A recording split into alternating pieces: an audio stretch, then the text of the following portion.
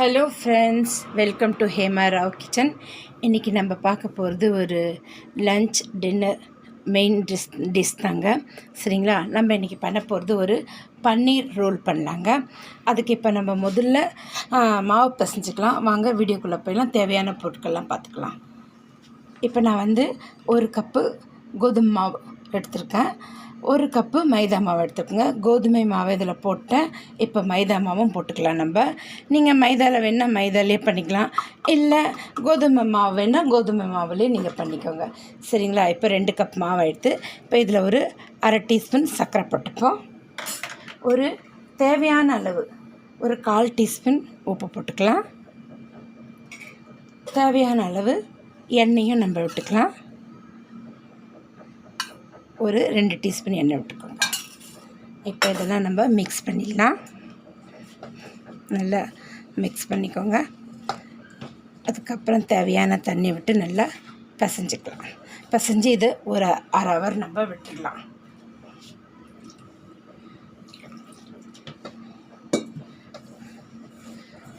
இப்போ நல்லா அழுத்தமாக பிசைஞ்சிக்கோங்க.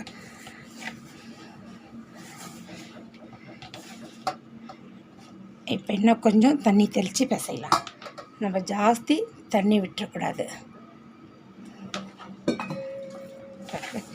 இதுக்கு இந்த தண்ணி போதும்னு நினைக்கிறேன். பார்க்கலாங்க.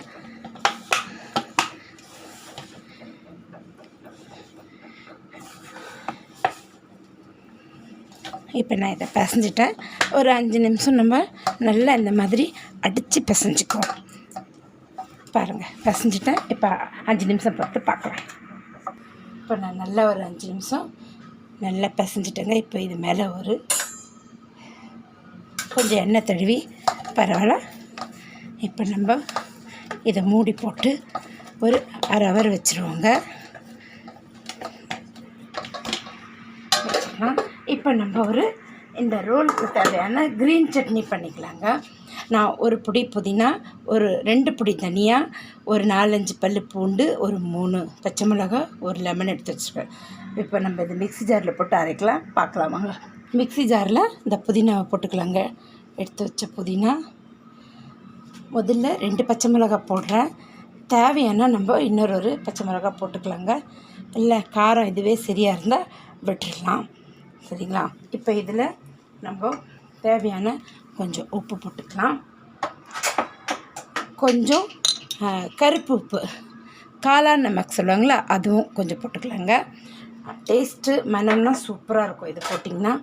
ஒரு 1/4 டீஸ்பூன் ஜீரகம் வறுத்து அரைச்சிதுங்க. இது ஒரு 1/4 டீஸ்பூன் போட்டுக்கலாம். அது அப்புறம் சாட் மசாலா ஒரு 1/4 டீஸ்பூன் போட்டுக்கோங்க.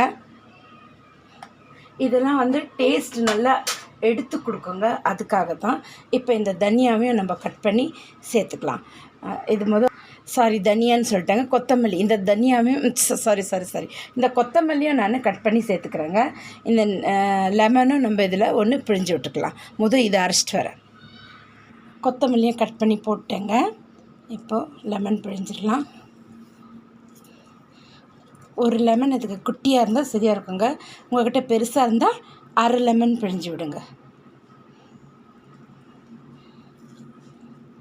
இப்போ இதில் நம்ம ஒரு டீஸ்பூன் தயிரும் சேர்த்துக்கலாம். இப்போ லெமனும் பிழிஞ்சு விட்டுட்டேங்க. இதுலேயே நம்ம ஒரு 2 டீஸ்பூன் தயிர் போட்டுக்கலாங்க. இந்த சட்னி ரொம்பவே சூப்பராக டேஸ்ட்டாக இருக்குங்க. சாண்ட்விட்சுக்கு, இந்த மாதிரி ரோல்லாம் பண்ணுறதுக்கு, இந்த மாதிரி நீங்கள் பண்ணி ஒரு பாட்டிலில் போட்டு வச்சிட்டிங்கன்னா நீங்கள் இது தேவைன்னும் போது எடுத்து யூஸ் பண்ணிக்கலாங்க. சரிங்களா? இப்போ நான் இதையும் அரைச்சிட்டு வரேன். சட்னி அரைச்சிட்டு வந்துட்டேங்க. இதில் நம்ம புதினா ஒரு பிடி, 2 பிடி தனியா, கொத்தமல்லி. எனக்கு தனியான்னு வருதுங்க ஹிந்தியில் சொல்லி கொஞ்சம் அட்ஜஸ்ட் பண்ணிக்கோங்க. கொத்தமல்லி, ஒரு 2 பச்சை மிளகா, நான் டீஸ்பூன் 2 டீஸ்பூன் தயிர் போட்டேங்க. இல்லைங்க, 4 டீஸ்பூன் தயிர் போட்டிருக்கேன். இப்போது ஒரு முழு எலுமிச்சம்பழம் போட்டிருக்கோம். 1/4 டீஸ்பூன் இந்த கருப்பு உப்பு, 1/4 டீஸ்பூன் சாதா உப்பு, 1/4 டீஸ்பூன் வறுத்து அரைச்ச ஜீரகப்பொடி போட்டிருக்கேங்க. அவ்வளோதாங்க. சரிங்களா. ரொம்ப சர்க்கரை ஒரு அரை டீஸ்பூன் கண்டிப்பாக சேர்த்துக்கோங்க. நான் சர்க்கரை போட்டு அது வீடியோவில் நான் காட்டல. ஒரு அரை டீஸ்பூன் சர்க்கரை சேர்த்துருக்கேன். உங்களுக்கு பிடிச்சா சேர்த்துக்கோங்க, இல்லைன்னா ஸ்கிப் பண்ணிவிடுங்க. ஆனால் சர்க்கரை போட்டிங்கன்னா இந்த புளிப்பு காரம் எல்லாம் பேலன்ஸ் பண்ணி நல்ல ஒரு சூப்பரான அருமையான ஒரு சுவை கொடுக்குங்க. ரொம்பவே சூப்பராக இருக்குது. இதையும் நம்ம ஒரு ஓரம் எடுத்து வச்சுப்போம். இப்போ நம்ம பன்னீர் ரோலுக்கு பன்னீர் செய்ய ஆரம்பிக்கலாங்க. பார்க்கலாம். பாருங்கள், இப்போ 250 கிராம் நான் பன்னீர் எடுத்துருக்கேங்க. ஒரு வெங்காயம் இந்த மாதிரி நீல வாக்கில் கட் பண்ணிக்கினேன். ஒரு தக்காளி அதோட உள்ளே இருக்கிற ஜூஸெல்லாம் நான் கட் பண்ணி இந்த மாதிரி எடுத்துட்டேங்க. இந்த மாதிரி எடுத்துருங்க. அதில் ஃபேஸ் பேக் பண்ணி தடவிக்கோங்க, சரிங்களா. அப்புறம் ஒரு குடமிளகாய் அதுவும் நீல வாக்கில் கட் பண்ணி வச்சிட்டேங்க, சரிங்களா. இதே வச்சிடலாம் நம்ம ஒரு ஓரமாக.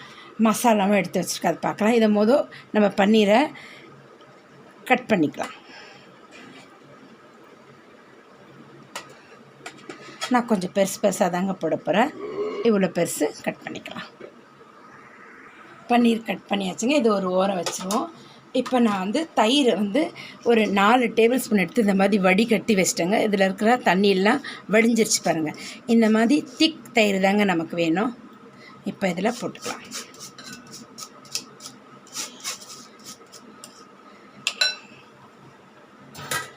இப்போ மசாலா சேர்த்துக்கலாங்க. நான் அரை டீஸ்பூன் மிளகாய் பொடி, அரை டீஸ்பூன் கரம் மசாலா, 1/4 டீஸ்பூன் மஞ்சப்பொடி, அரை டீஸ்பூன் தனியா பொடி, அரை டீஸ்பூன் சாட் மசாலா, 1/4 டீஸ்பூன் ஜீரகப்பொடி, வறுத்து அரைச்ச ஜீரகப்பொடிங்க. இது நமக்கு இதையும் போட்டுக்கலாம். இப்போது தேவையான உப்பு சேர்த்துக்கலாம். அதில் தேவையானது போட்டுக்கலாம். ஏன்னா சாட்டு மசாலா போட்டிருக்கோம், நீங்கள் பார்த்து போடுங்க உப்பு. இப்போ இதெல்லாம் நம்ம நல்லா மிக்ஸ் பண்ணிக்கலாங்க. இதே டைமில் நம்ம இப்போ இஞ்சி பூண்டு பேஸ்ட்டும் இதில் பாதி போட்டுக்கலாம். ஒரு அரை டீஸ்பூன் இஞ்சி பூண்டு பேஸ்ட் போட்டுக்கலாங்க. இப்போ எல்லாத்தையும் நம்ம நல்லா மிக்ஸ் பண்ணிக்கலாம். இந்த மசாலா இஞ்சி பூண்டு பேஸ்ட் எல்லாம் நல்லா நம்ம மிக்ஸ் பண்ணிட்டோம். இப்போ இதில் இந்த பன்னீரை சேர்த்துப்போங்க.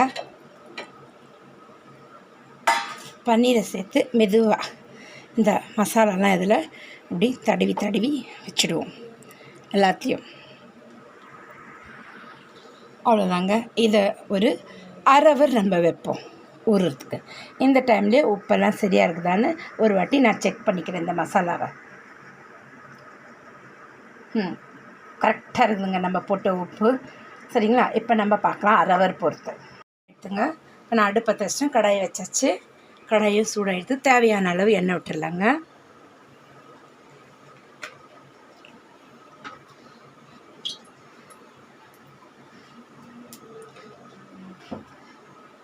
இப்போ எண்ணெய் சூடாக இருந்தோம், இந்த பன்னீரை நம்ம இதில் போட்டுக்கலாம்.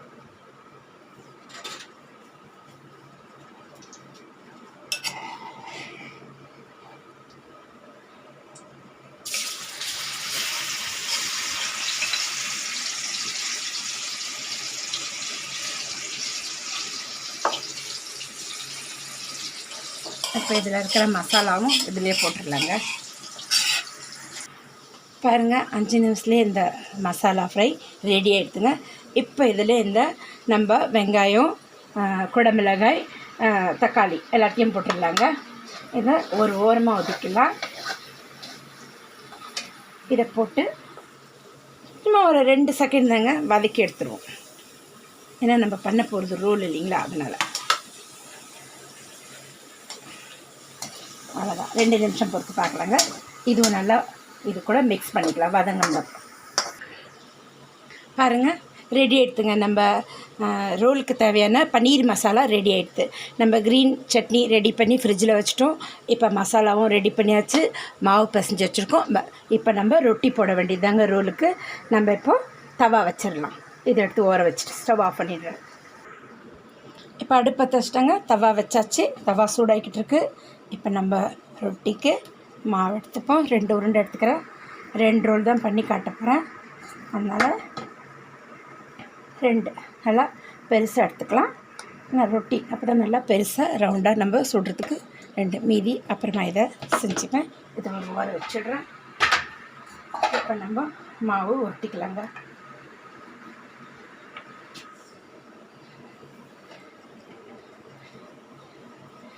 நல்லா மெலிசாக ரவுண்டாக உருட்டிடுறேங்க. பார்க்கலாம்.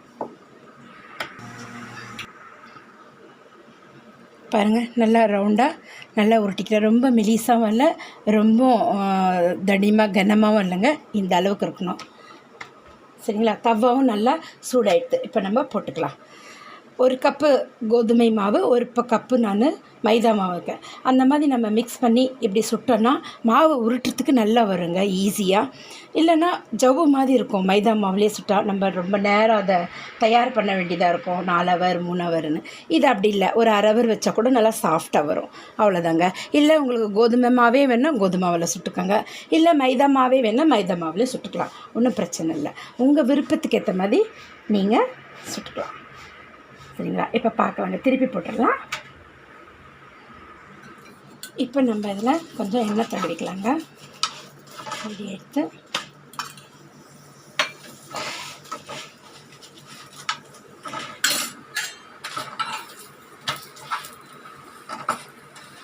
அவ்வளோதாங்க. இதை எடுத்துடுறேன். இதை எடுத்துகிட்டு இன்னொன்று போட்டுடலாம். இன்னொன்று நான் ரெடி பண்ணி வச்சுட்டேன் பாருங்கள்.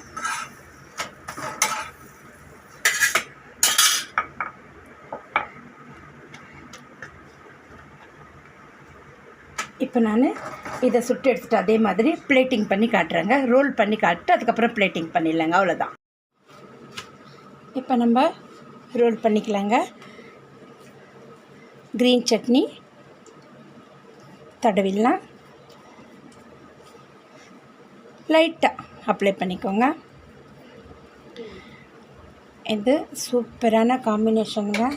இந்த வெயில் காலத்தில் பசங்க வெளியே போய் சாப்பிட்டு உடல்நிலை சரியில்லாதவரை விட வீட்லேயே அவங்களுக்கு பிடிச்சதை நீங்கள் கேட்டு பண்ணி கொடுத்தீங்கன்னா ரொம்ப நல்லதுங்க. நம்ம வீட்டிலனா பார்த்து செய்வோம். ஹோட்டலெல்லாம் அப்படிலாம் இல்லைங்க. அதனால் முடிஞ்ச அளவு வீட்டில் பண்ணி கொடுங்க குழந்தைங்களுக்கு. அதுதான் நல்லது நமக்கு. சரிங்களா? அவ்வளோதாங்க. இதை இப்போ நம்ம ரேப் பண்ணிக்கலாம். ரோல் பண்ணிவிட்டு ரேப் பண்ணலாம். பாருங்கள், இதை நிறைய பணம் கொடுத்து நம்ம வாங்குவோம். வீட்டில் நம்ம முடிஞ்ச அளவு ட்ரை பண்ணால் சூப்பராக பண்ணலாங்க. இப்போ இதை இந்த மாதிரி ஒரு எடுத்து நம்ம இப்படி இதை ரோல் பண்ணிக்கலாம்.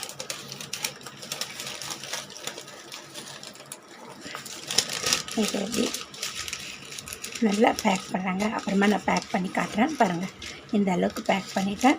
இப்போ இது ஒரு ஓரமாக வச்சிடலாம். இன்னும் பிளேட்டிங் பண்ணும்போது இன்னும் க்ளீனாக ரேப் பண்ணி காட்டுறேன்.